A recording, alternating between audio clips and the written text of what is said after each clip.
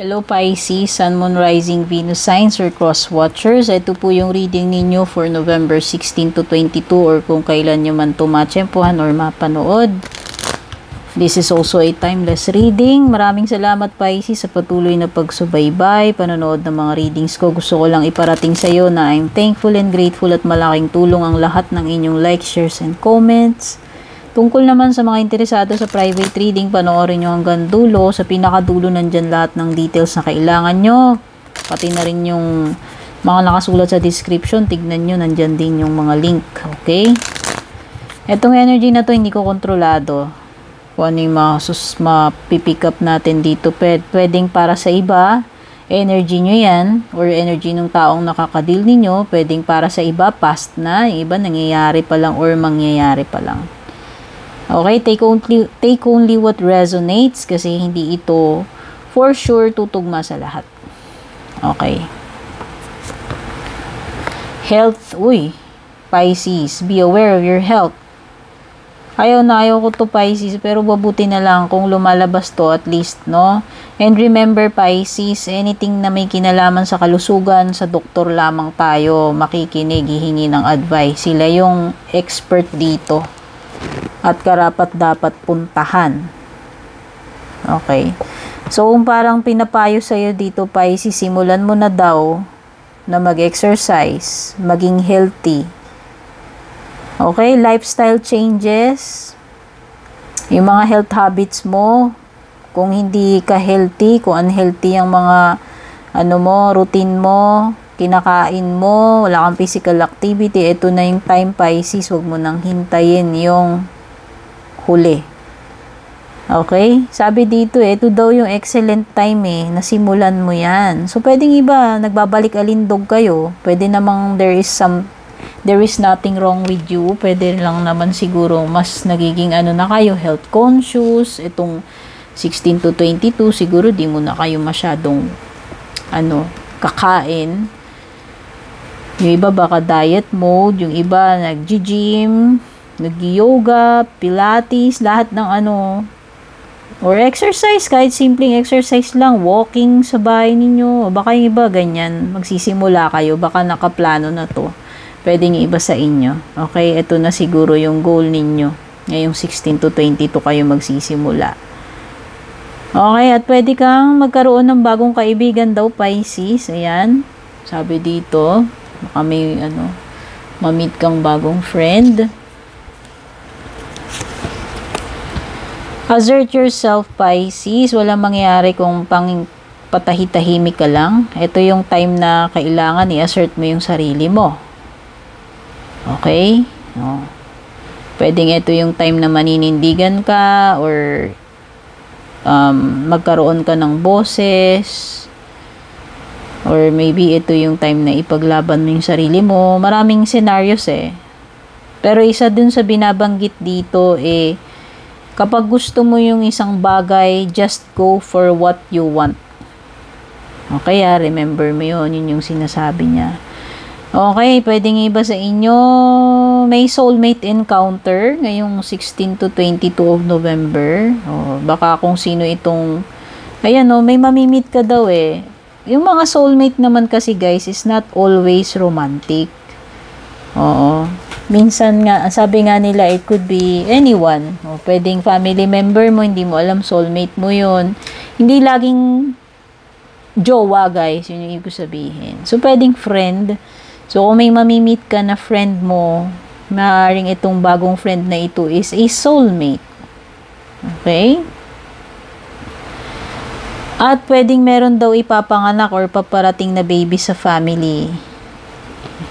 Sa'yo man yan or sa family ninyo. Intuition, Pisces, alam ko yan, malakas ang intuition ng mga water signs. Trust your intuition. So, kung may mga kutob-kutob ka, nararamdaman ka, pay attention doon sa mga feelings na yan. It's a great time to learn a new skill. Ayan, bukod doon sa health, panibagong balik-alindog program mo, parang meron ka ring mga bagong skills siguro na gusto mong simulan or matutunan ngayong November. Ayan, oh. Ito daw yung great time para, matuto ka netong bagong skill na to. Or, ito rin yung magandang opportunity kung balak mong lumipat ng trabaho. Or mag-invest. Ayan. Or mag-business, mag-invest. Ganda. Wow, ganda, Pisces. Kung may mga gagawin ka, magiging maganda yung kalalabasan. Ayan, oh. Positive work outcome. So, baka magiging successful yung resulta niyan.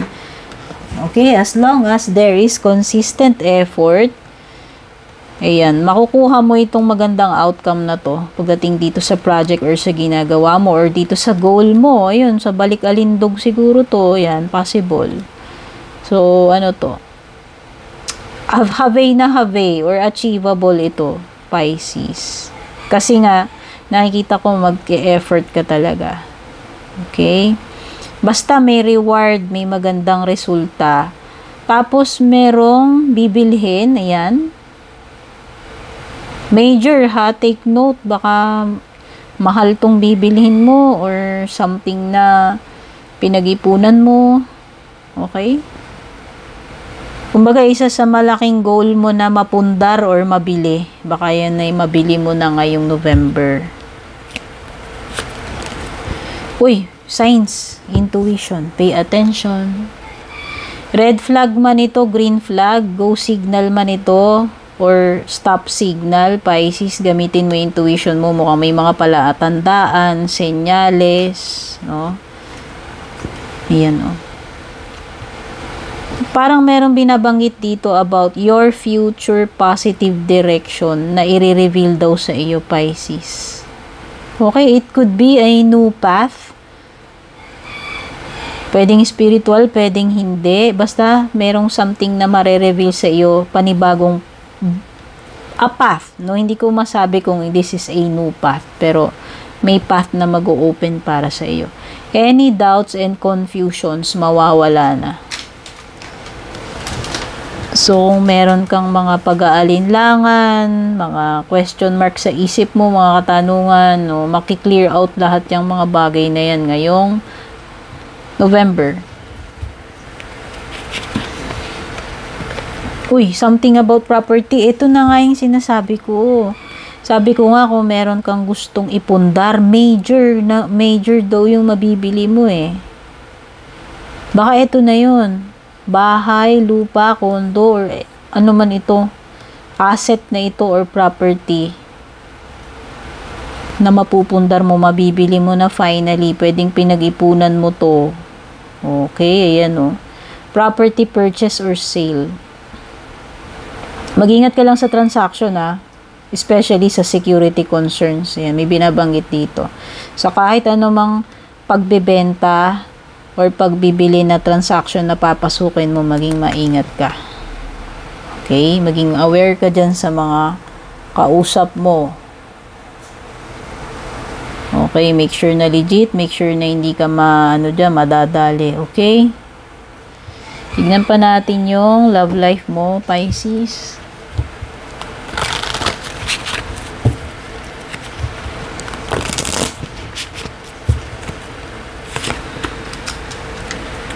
Stress, ano ba yan? Mukhang mananakit na naman ulo mo dito sa jowa mo. Kakonect mo. Ka-MU mo, ewan. Ay, ayan na nga. Mukhang mananakit na naman ulo mo dito. Itong nung mga susunod na hanggang November 22 dito sa jowa mo. Puro kasinungalingan na naman to. Mukhang meron ka na namang matutuklasan na kasinungalingan itong person mo. Or hindi ko alam kung kayo ba to na nai-stress na kayo, meron ba kayong gustong aminin, sabihin dito sa person ninyo, maaaring, kasi two-way to ha, pwedeng ikaw yan or energy niya. Okay? Depende kung ano yung tumutugma sa inyo. Basta, merong energy dito nang nai-stress siya kasi pwedeng hindi niya masabi yung katotohanan, gusto niyang umamin, gusto niyang sabihin, pero hindi niya masabi. Basta merong maliwanag na energy dito ng may tinatago or nagsinungaling. And meron ding energy ng hindi mapakali. Ayan. Kasi nga may tinatago eh. O baka feeling guilty or hindi na niya kayang itago sa sarili niya yun. Gusto niyang sabihin pero nagsinungaling pa rin siya. Hindi siya naging honest. Pero parang meron ding energy ng pag-amin dito o reveal whether sinasadyang matuklasan niya ay sinasadyang umamin or hindi sinasadya na biglang nabuko. Yan. Pwedeng may ganyan. Oo, merong guilty rito. Yan o. Alam niya yung kanyang kasinungalingan, kalokohan, mga tinatago, pagkakamali. At ang maganda nga lang dito sa energy na to, gusto niyang ituwid yung mga mistakes niya, Pisces. Whether ikaw yan o yung person na nakakadeal mo. Ngayong November 16 to 22. Guys, for some reason, pag nakikita ko tong lalaking to, sorry hindi dahil sa namimintas ako. Parang hawig ni Mikey Bustos, macho, 'di ba? Wala lang. Ewan ko kahit noon pa guys, nung nakikita ko to, pag nakikita ko to, pumapasok sa isip ko si Mikey Bustos. Hello, Mikey Bustos. Kung napadpad ka man dito. Kamukha mo siya, dear. Ayan o. So, sa bottom ng deck mo nga pala, meron kang fire sign energy. Aries, Leo, Sagittarius. Strong energy ng fire sign.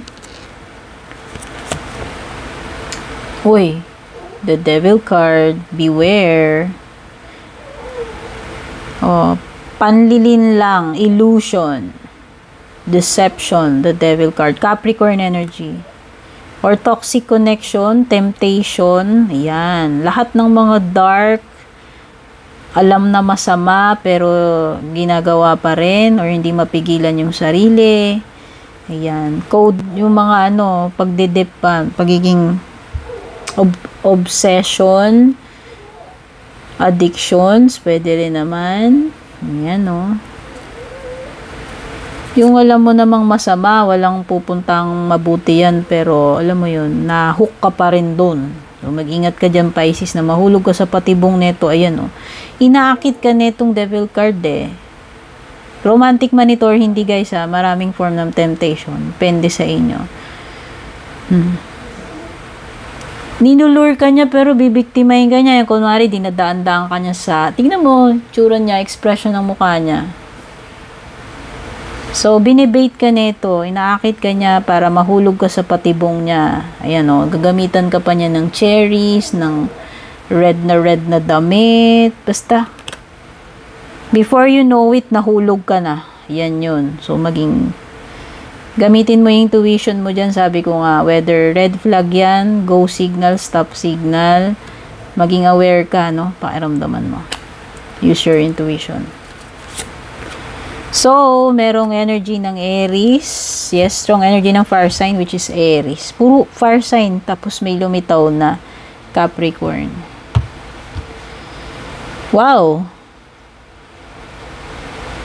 Pakikipaglaban with the 7 of Wands. Pilit na nakikipaglaban or pilit na ipaglalaban, romantic man ito or hindi. So, nakikita ko dito, ibubuhos mo lahat yung lakas mo para lang makaalis ka dito sa pagkakatrap mo dito sa devil situation. Maaaring iba sa inyo nahulog na sa devil situation, pero this is a nice card. Ibig lang sabihin nun, ikaw ito, finally, realizing na kailangan mong kumawala dito and gagawin mo lahat. Lahat ng strength na meron ka, yun yung gagamitin mo para makaalis ka sa pagkakalulong mo rito. Romantic connection man to, situationship, o anumang klaseng pagkakatrap, pagkakatali dito sa isang devil or toxic situation. Okay, ang ganda. Okay, you will soon rise up. Makakaalis ka sa sitwasyon mo. Ayan, nakikita mo napakaraming payong na yan, Pisces. Ito yung magpro-propel sa'yo pataas. Kung nalugmok ka dito, sa devil situation na to, natali ka dyan, ito na yun, moment makaka-break free ka. So, ang lakas ng energy dito ng makakalaya ka sa isang toxic situation or relationship. And nakikita ko dito is pag-angat, parang Mary Poppins energy, ano? So, leveling up, pag-angat ng sitwasyon, ibig sabihin, mag-i-improve na. Wow, celebration with the Four of Wands. O, pwedeng may occasion, gathering, pwedeng reunion, binyag, kasi parang may baby dito. Kasal or binyag, o sa any kind of celebration, gathering. Or pwedeng merong ano dito, homecoming. Meron ba? Meron bang uuwi from abroad or kung galing saan? Or dispedida. Pwede rin naman. Emperor, you are soon to be promoted.